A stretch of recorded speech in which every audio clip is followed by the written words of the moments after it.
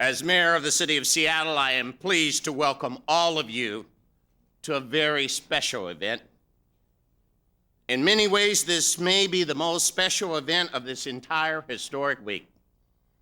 Today, in this hall, we will have the opportunity to hear directly from the President of the United States, his vision for the future for our Pacific community.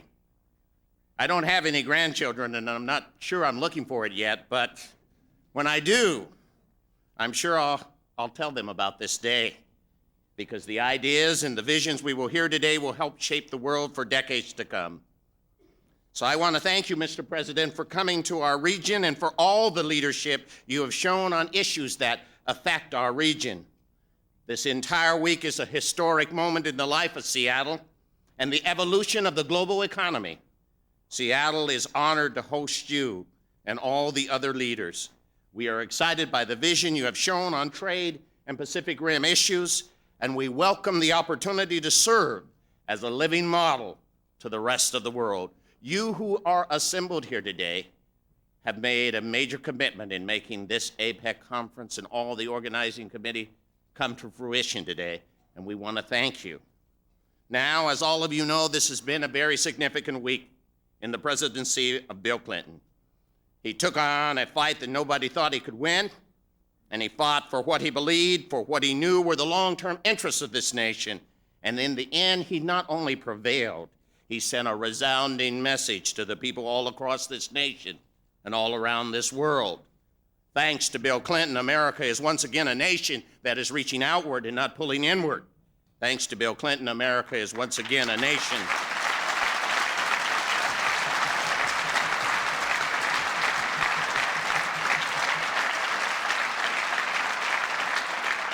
Thanks to Bill Clinton, we're looking forward and we're not wishing for the past.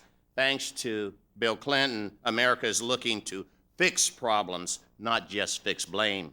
And thanks to Bill Clinton, America is taking the hard steps now to build a better future for ourselves and for generations to come.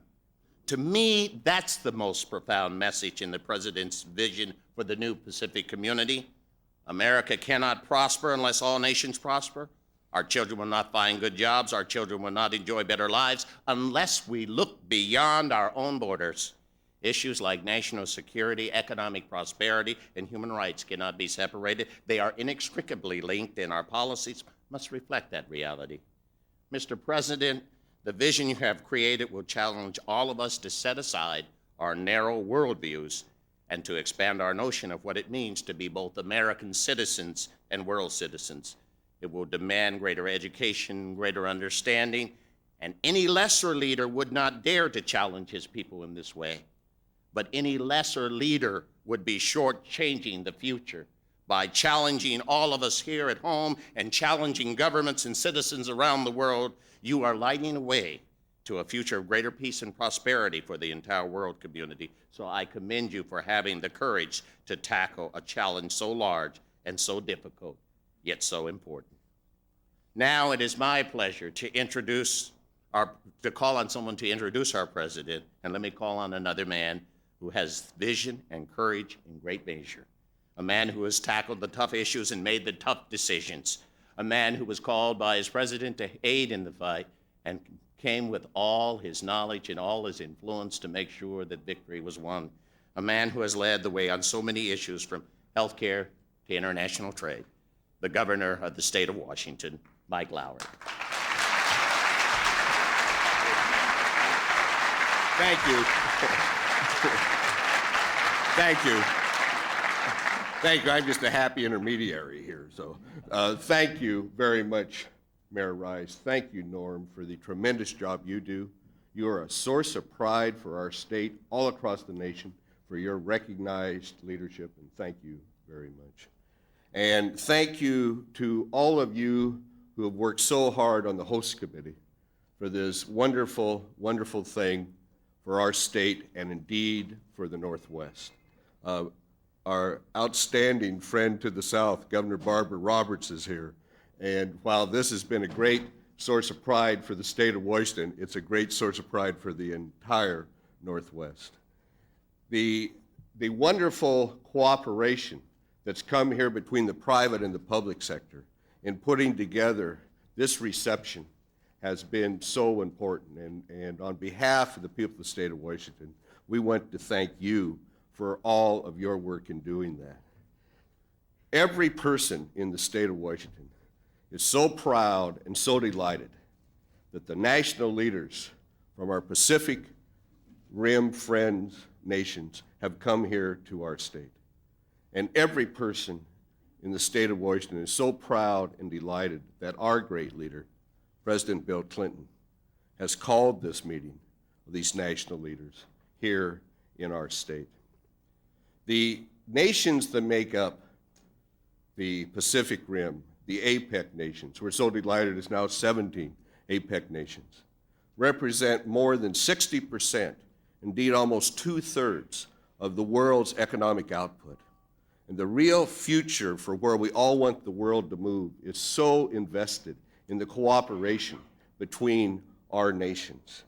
Here in the state of Washington, we recognize and believe very strongly that when we reduce barriers to trade and to commerce and to cooperation, then that is good for people in each and every country. Because as we raise the standards of living of people in each and every country, that's good for all of us in each and every country.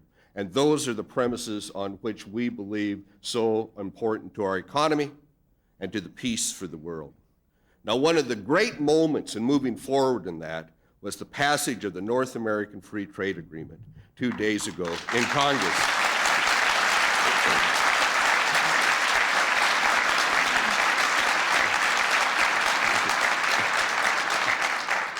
The Speaker of the United States House of Representatives, Tom Foley, a tremendous pride to the state of Washington and to our nation. But Speaker Tom Foley told me Tuesday that in his 29 years, the job that Bill Clinton did in passing NAFTA was the finest job he had ever seen a president do on an issue. That's what Tom Foley told me Tuesday.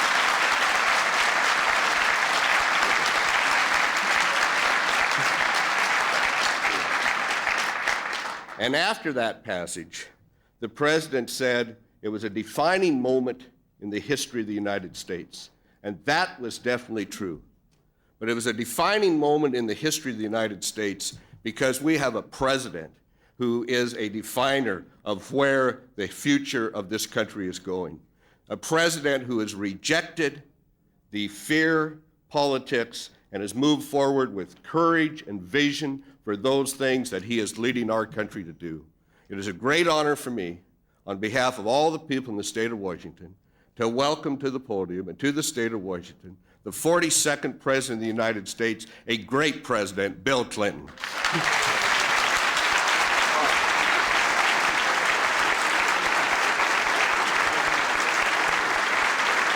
Thank you very much. Thank you.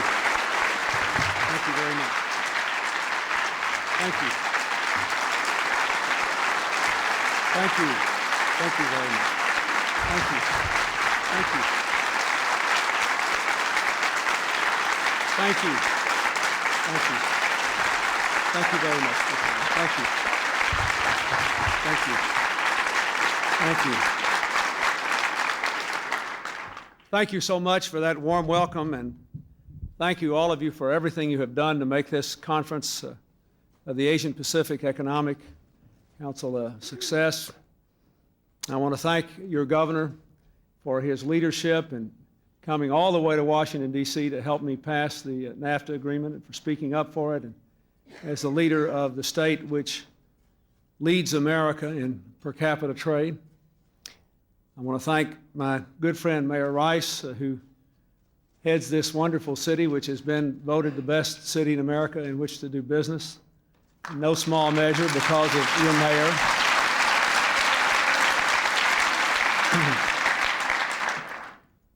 I'm glad to see my friend and former colleague, Governor Roberts, out there. I must say I sort of jumped when Governor Lowry introduced her as his neighbor to the south. I never thought of Oregon in the south before. That's a lesson for this whole conference. Perspective is very important.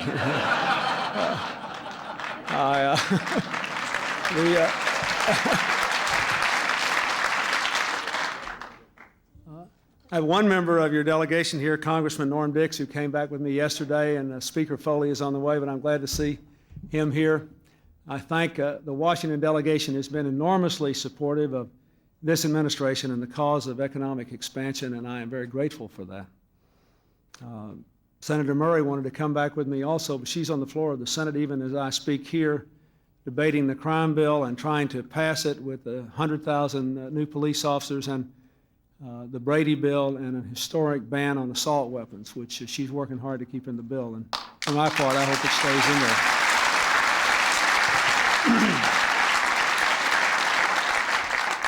You know, I love Seattle. I always love to come here. I called home last night, and both my wife and my daughter chewed me out because I was here and they weren't. We've had some wonderful days here. This morning I got up and I went running in Green Lake Park, and I didn't turn green, but I nearly did. It was a vigorous run.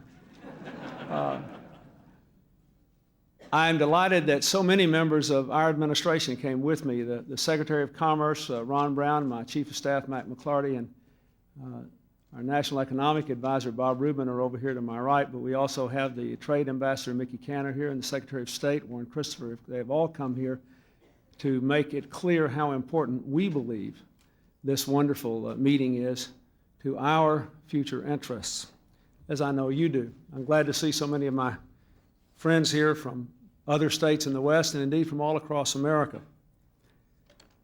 This organization, APEC, has historically had 15 members that together account for more than half the world's output: Australia, Brunei, Canada, China, Indonesia, Japan, Hong Kong, Malaysia, New Zealand, the Philippines, Singapore, South Korea, Chinese Taipei, Thailand, and the United States. At this meeting, we are adding Mexico and Papua New Guinea. This will be the first time that the leaders of all these economies have gathered together. APEC reflects the Asian-Pacific values of harmony and consensus building. Our goal this week will be to do some of both. This city is the appropriate place to have this meeting. Not only is Washington State the most trade-oriented state in the Union, but as I learned from the governor on the way up the stairs when I asked him, 80% of your trade is tied to the Asian-Pacific region, and 90% of the imports to this port in Seattle come from Asia. Over half of Boeing's planes, Microsoft's computer programs, and Washington's wheat are sold abroad. Today I want to talk with you, who have done so much to make this meeting a reality, about why APEC and the Asian-Pacific region will play a vital role in our American quest to create jobs and opportunity and security. And I want to begin by talking about what I believe our broader purposes as a nation must be as we near the end of this tumultuous century. Once in a great while, nations arrive at moments of choice that define their course and their character for years to come. These moments are always hard, because change is always hard, because they are steeped in controversy, because they are often full of risk. We know and regret the moments when our nation has chosen unwisely in the path, such as when we turned the world toward protectionism and isolationism after World War I, or when we failed for so long to face up to the awful consequences of slavery. We celebrate the chapters of American history in which we chose boldly: the Declaration of Independence, the Louisiana Purchase, the containment of communism, the embrace of the Civil Rights Movement. Now we have arrived again at such a moment. Change is upon us. We can do nothing about that. The pole stars that guided our affairs in the past years have disappeared. The Soviet Union is gone. Communist expansionism has ended. At the same time, a new global economy of constant innovation and instant communication is cutting through our world like a new river, providing both power and disruption to the people and nations who live along its course. Given the disappearance of the Soviet threat and the persistence of problems at home, from layoffs and stagnant incomes to crime rates, many Americans are tempted to pull back and to turn away from the world.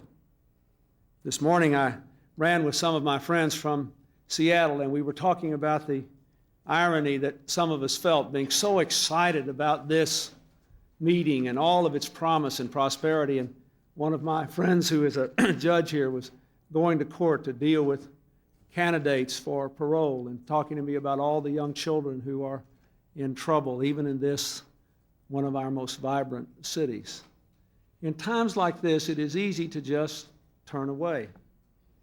Our people have a right to feel troubled. The challenge of the global economy and our inadequate response to it for years is shaking the moorings of middle-class security.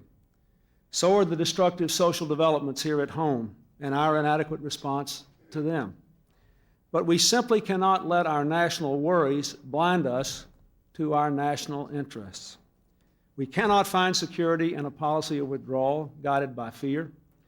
We must pursue a strategy of involvement grounded in confidence in our ability to do well in the future. Our security in this new era clearly requires us to reorder our military forces and to refine our force structure for the coming years. But our national security also depends upon enlarging the world's community of market democracies, because democracies make more peaceful and constructive partners. That's why we're leading an ambitious effort to support democratic and market reforms in all the nations of the former Soviet Union. And more than ever, our security is tied to economics. Military threats remain, and they require our vigilance and resolve. But increasingly, our place in the world will be determined as much by the skills of our workers as by the strength of our weapons, as much by our ability to pull down foreign trade barriers as our ability to breach distant ramparts. As president, I've worked to put these economic concerns of our people at the heart of our domestic and our foreign policy.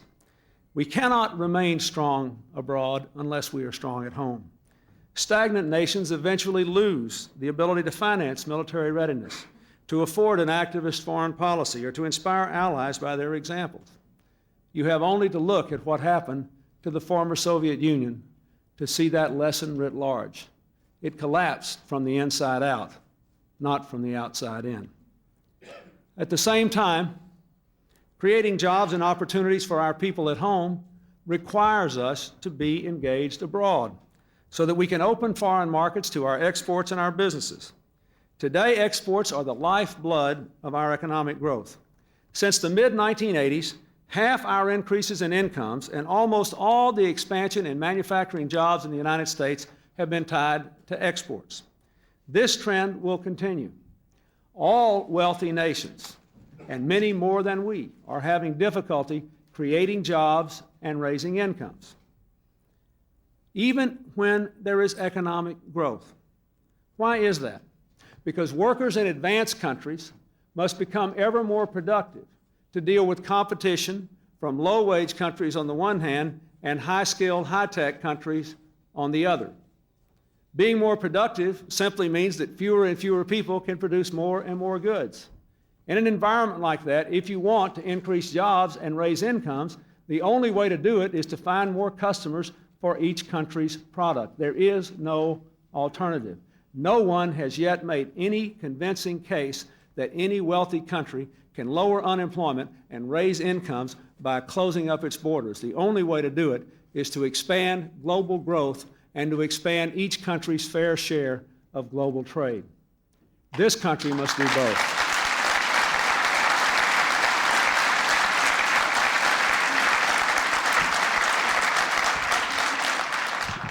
To prosper, therefore, we have to try to get all nations to pursue a strategy of growth.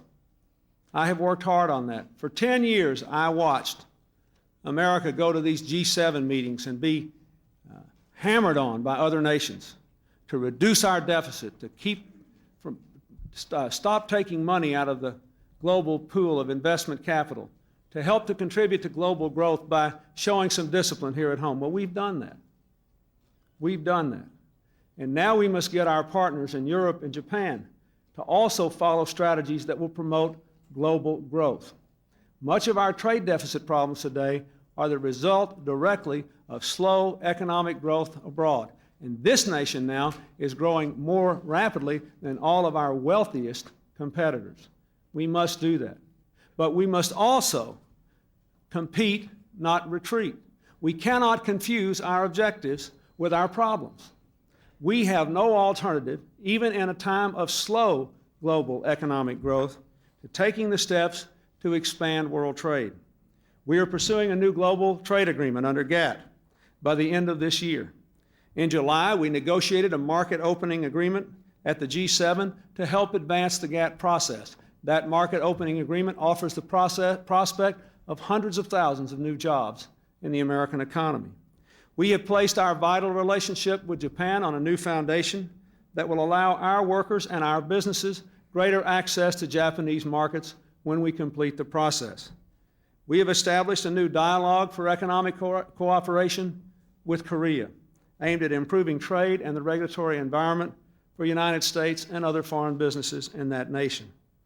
Now, after a long and difficult national debate, we're about to secure something I have fought for tooth and nail, as the previous speakers discussed, the North American Free Trade Act.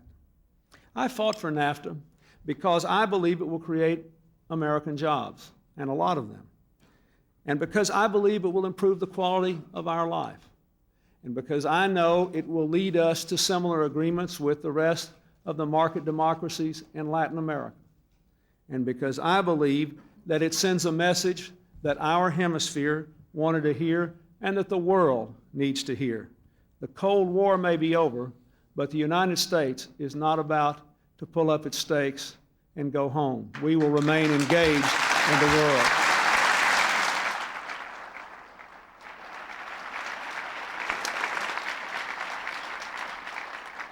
This, after all, is the real significance of NAFTA. It does not create a trading bloc, it is a building block in our efforts to expand world economic opportunity and global growth, and in the process, to promote jobs and opportunity for Americans.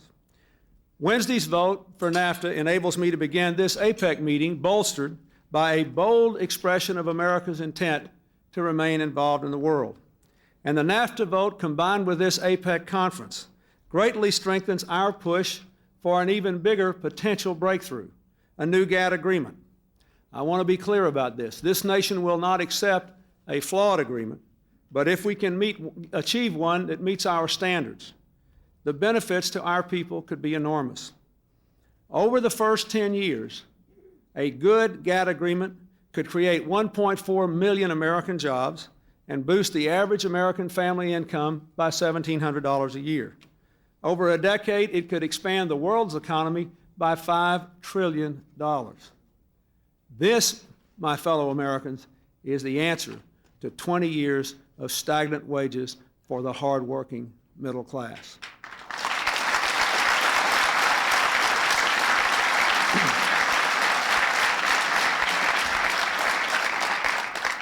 Our willingness to fight for these initiatives, for NAFTA, for an invigorated APEC, for a good new GATT agreement, should make it clear to the world that America will lead the charge against global recession and the pressures for retrenchment it has created, not just here in our country, but in all the advanced nations of the world.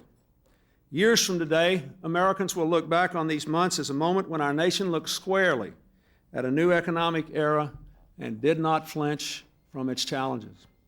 As we exert our leadership in the global economy, we have to pursue a three-part strategy. We must first continue to make our economy and our people more competitive. Second, we must focus our global initiatives on the fastest-growing regions.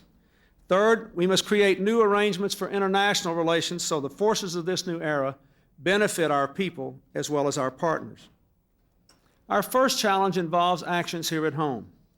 After years of neglect, we're putting our economic house in order so that we can compete and win abroad. We've enacted a sweeping deficit reduction measure that points the way back to solvency. The deficit this year was cut about $50 billion below where it was estimated to be on the day that I took office.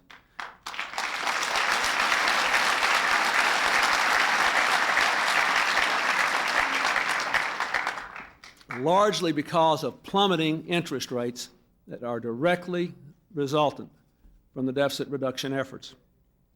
We're investing in education and training, in the knowledge and skills of our people, in the technologies of the future.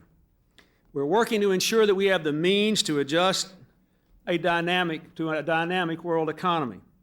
we created some special bridge programs for any workers displaced by NAFTA. And early next year, I will propose a plan to transform America's unemployment system into a re-employment system of lifetime education and training and job placement services for workers who have to change jobs many times. Particularly as we enact NAFTA, we must recognize that we have a solemn obligation to make our involvement in international trade serve the interests of our people. That means they have to be able to adjust to change.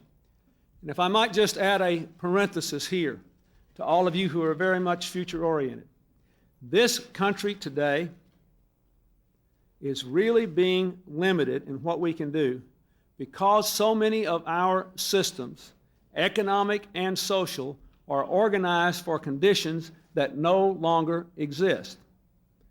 We are not organized to make the changes we all want to make. The unemployment system is simply an example of that. The unemployment system was created at a time when the average length of unemployment was shorter than it is today, and when the average unemployed person, when called back to work, went back to his or her former employer, which is not the case today. So unemployment could literally be a more passive system. You could draw money out of it, your wage would go down for a while, but you knew you'd be called back to your old employer. That's fine for a static economy. It doesn't work for a dynamic economy where the average 18-year-old must change jobs 7 times in a lifetime, where the average unemployed person is unemployed for longer, and where most people don't get called back to the same job they gave up. The unemployment system, in short, is now an unfair tax on employers because it doesn't function, and a ripoff for employees because it doesn't help them. Why? Because the system was organized for a reality that isn't there anymore.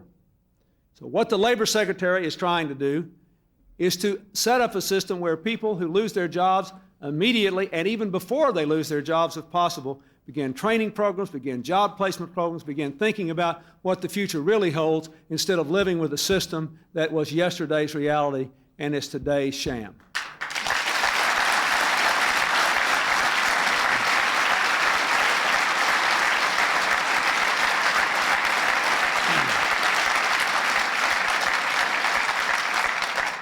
Time here does not permit this, but there are a lot of creative people in this room, and I cannot resist this opportunity to say, if you will look at the operative systems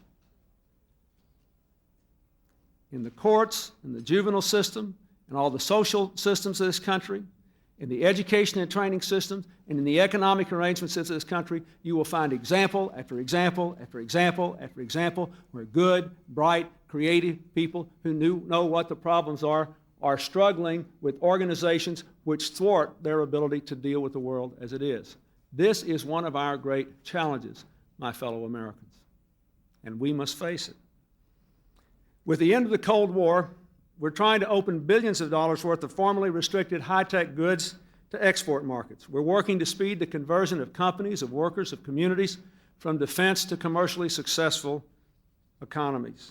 With the Vice President's leadership, we're reinventing government, reducing bureaucracy.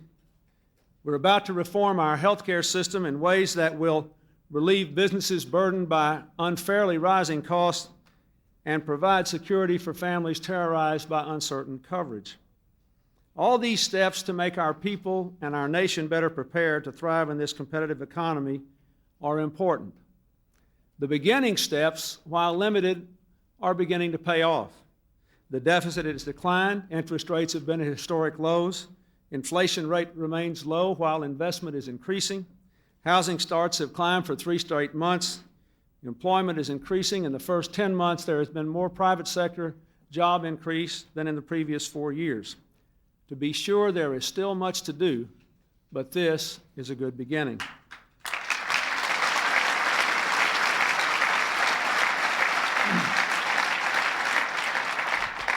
The second part of this strategy must be to expand the sweep of our engagement. For decades, our foreign policy focused on containment of communism, a cause led by the United States and our European allies. I want to emphasize this here today. Europe remains at the core of our alliances. It is a central partner for the United States in security, in foreign policy, and in commerce. But as our concern shifts to economic challenges that are genuinely global, we must look across the Pacific as well as the Atlantic. We must engage the world's fastest growing economies. Our support for NAFTA is a recognition not only that Mexico is our closest big neighbor and a very important part of our future, but that Latin America is the second fastest growing part of the world and a part of the world increasingly embracing both democracy and free market economics, two things that have eluded that continent for too long. The fastest growing region, of course, is the Asian Pacific, a region that has to be vital for our future, as it has been for our past. A lot of people forget that we began our existence as a nation as a Pacific power. By the time of George Washington's inauguration, American ships were already visiting China. In this century, we fought 3 major wars in the Pacific. Thousands of our people still remain stationed in the region to provide stability and security in the armed services. And our cultural bonds are profoundly strong. There are now 7 million American citizens of Asian descent. The Asian Pacific has taken on an even greater importance as its economy has exploded. It's a diverse region spanning 16 time zones, having at least 20 different major languages and hundreds of dialects. This is a region where many rice farmers still harvest their crops by hand, and yet it is the home to the world's fastest growing cities. Yet amid this great diversity, a distinct economy has emerged, built upon ancient cultures, connected through decentralized business networks, linked by modern communications, and joined by common denominators of high investment, hard work, and creative entrepreneurship. What has happened to Asia in the past half century is amazing and unprecedented. Just 3 decades ago, Asia had only 8% of the world's GDP. Today, it exceeds 25%. These economies are going at 3 times the rate of the established industrial nations. In a short time, many of these economies have gone from being dominoes to dynamos, from minor powers racked by turmoil. Yeah, you can clap for them, it's true.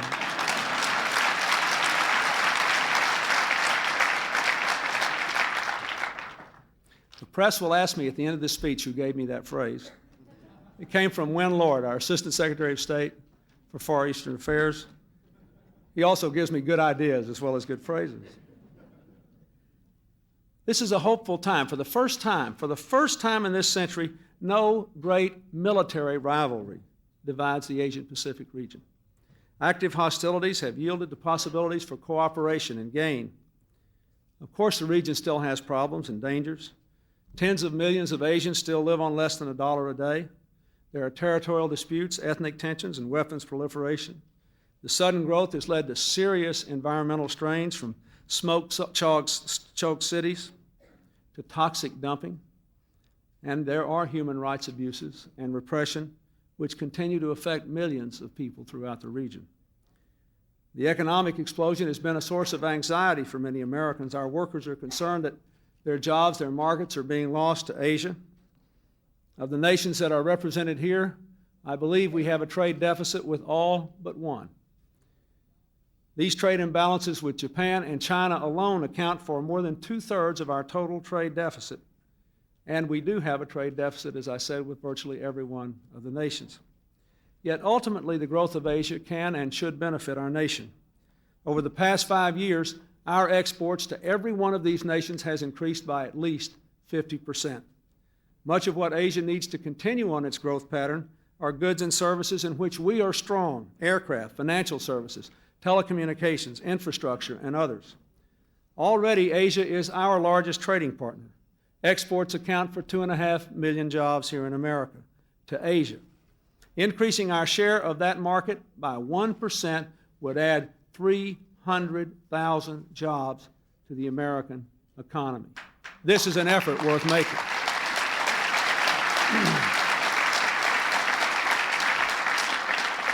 Of course, we must continue to press the nations to be more open to our products as we are to them. We've made a good start with the Economic Framework Agreement with Japan, and I look forward to discussing the elements of that and the progress we can make with Prime Minister Hosokawa later today. We're also determined to work with China to eliminate its trade barriers and to raise the issue of our continuing concerns over human rights and weapons sales. I look forward to doing all that when I meet with President Zhang today in an effort to put our relationship with China on a more constructive path, but still one that deals with all of these issues that are important to the United States. We do not intend to bear the cost of our military presence in Asia and the burdens of regional leadership only to be shut out of the benefits of growth that stability brings.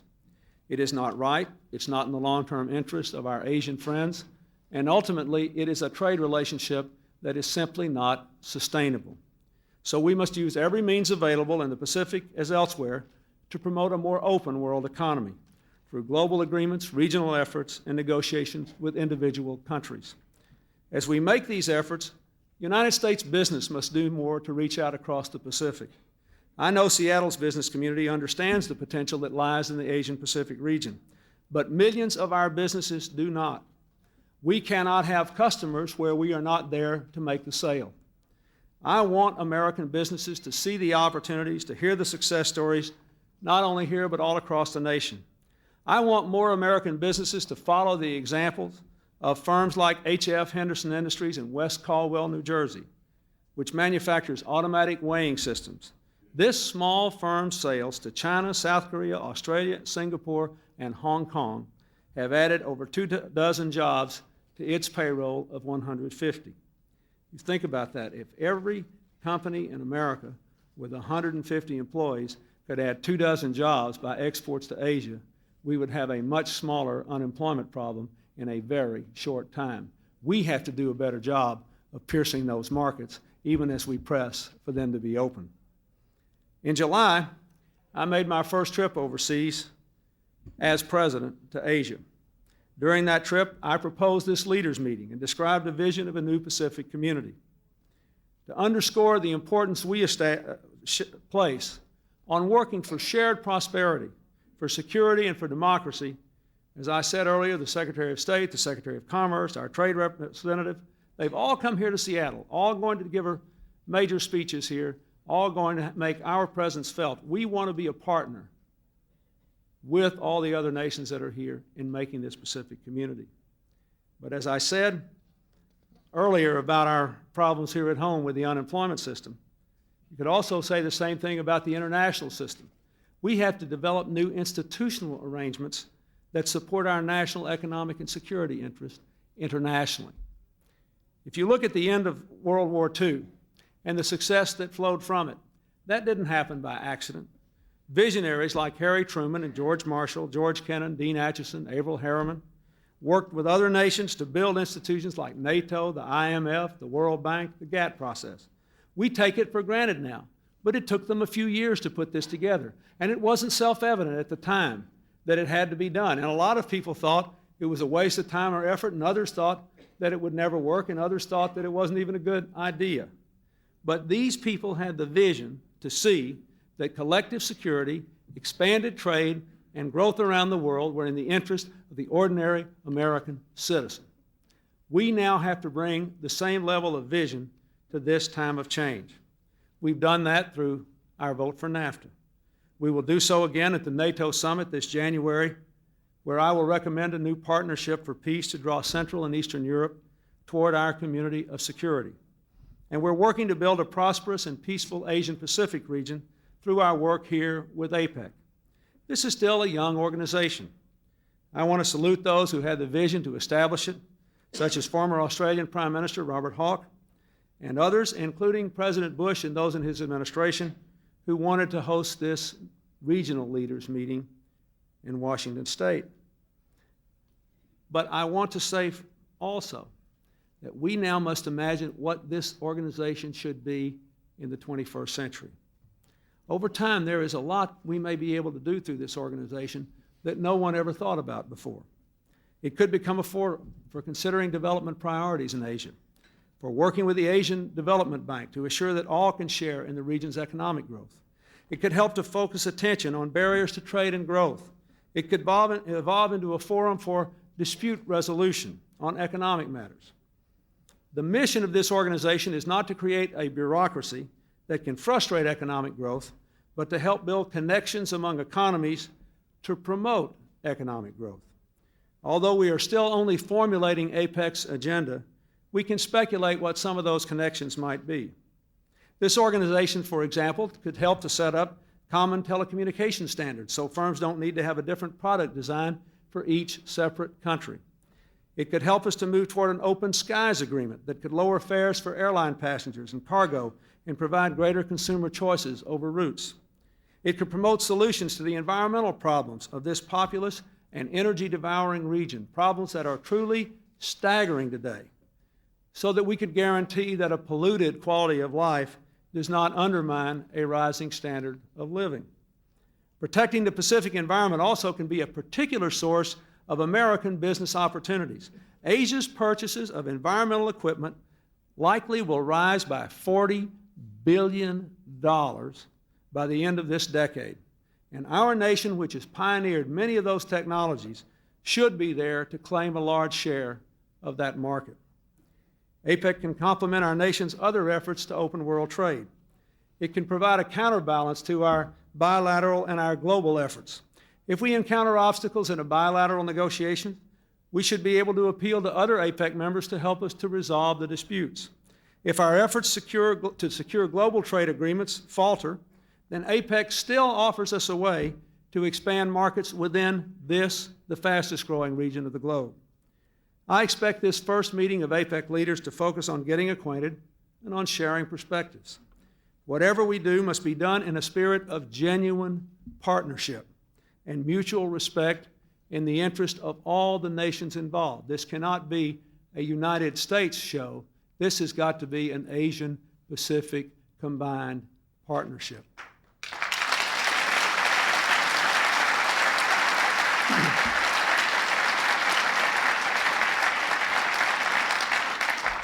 Nonetheless, I believe it is our obligation to propose some tangible steps to move forward. We will propose that Secretary Benson organize a meeting of the APEC's finance ministers to advance our dialogue on the broad issues affecting economic growth. We will propose the formation of an Asia-Pacific Business Roundtable to promote greater discussion within the region's private sectors. We will ask the leaders to endorse the establishment of an Asia-Pacific Education Foundation to promote understanding and a sense of community among our region's young people.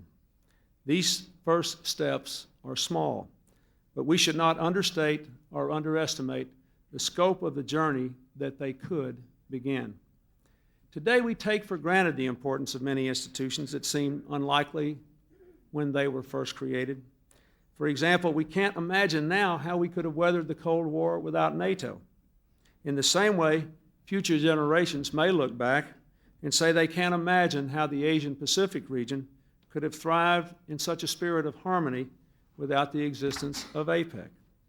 Even though this organization is in its infancy and its first leaders' meeting is not intended to make decisions, we should not hesitate to think boldly about where such efforts could lead.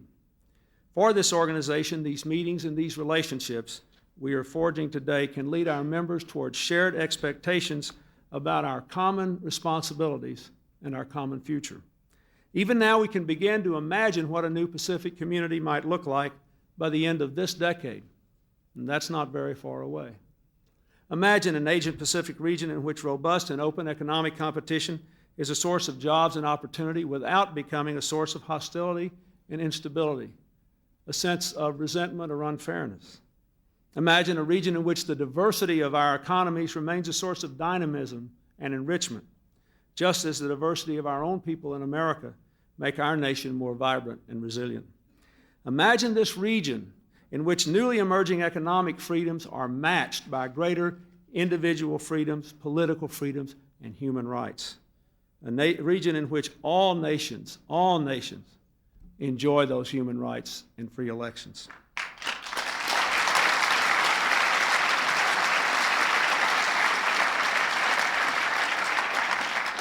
In such a future, we could see Japan fast becoming a model of political reform as well as an economic colossus, pursuing policies that enable our economic relations to be a source of greater mutual benefit and mutual satisfaction to our peoples. We could see China expressing the greatness and power of its people and its culture by playing a constructive regional and global leadership role while moving toward greater internal liberalization. We could see Vietnam more integrated into the region's economic and political life after providing the fullest possible accounting of those Americans who did not return from the war there. We could even see a Korean peninsula that no longer braces for war, but that lives in peace and security because its people, both North and South, have decided on the terms of reunification. We could see a region where weapons of mass destruction are not among the exports, and where security and stability are assured by mutual strength, respect, and cooperation. A region in which diverse cultures and economies show their common wisdom and humanity by joining to preserve the glory of the Pacific environment for future generations. Such goals extend beyond tomorrow's agenda, but they must not lie beyond our vision. This week, our nation has proved a willingness to reach out in the face of change to further the cause of progress. Now we must do so again. We must reach out to the economies of the Pacific. We must work with them to build a better future for our people and for theirs. At this moment in history, that is our solemn responsibility and our great opportunity. Thank you very much.